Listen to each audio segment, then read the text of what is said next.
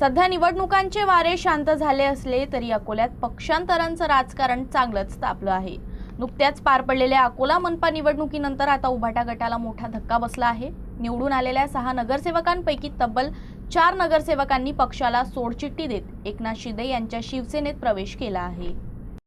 अकोल्यातील राजकीय घडामोडींना वेग आला असून शिवसेना उबाठा गटात मोठी फूट पडली आहे। महापालिका निवडणुकीत उबाठाच्या तिकिटावर विजयी झालेले 6 नगरसेवकांपैकी मनोज पाटील, सागर भारुका, सोनाली सरोदे आणि सुरेखा काळे या 4 नगरसेवकांनी मुंबईत उपमुख्यमंत्री एकनाथ शिंदे यांच्या उपस्थितीत शिवसेना शिंदे गटात प्रवेश केला।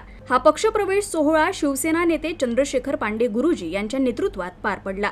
विशेष म्हणजे या घडामोडीत उबाठा गटाचे जिल्हाध्यक्ष मंगेश काळे यांनीही शिंदे गटाची वाट धरल्यानं हा धक्का आणखी मोठा मानला जातोय। मनोज पाटील हे प्रहारचे महानगर अध्यक्ष असून त्यांनी प्रभाग क्रमांक 5 मध्ये उबाठा सोबत युतीत निवडणूक लढवली होती।